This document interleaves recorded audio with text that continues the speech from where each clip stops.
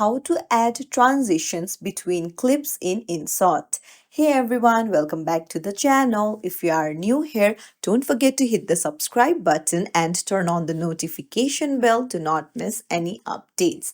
In today's video, I'm going to show you how to add transitions between video clips in Inshot. So let's dive right in. First things first, open up your Inshot app and then go to video, and you can select the clips that you want to add in your timeline. So once you open it up, in between the videos you'll see a small white square icon. So that is the transition button. Just tap on it and you can see various transitions like basic, glitch, camera, zoom, fade, and more. So you can apply the transition of your wish, and you can increase or decrease the slider to adjust the duration of the transition using the slider. So longer transitions feel smooth and cinematic.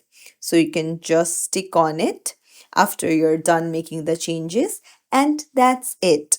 It's as simple as that. You can add multiple clips and add multiple transitions according to your preference.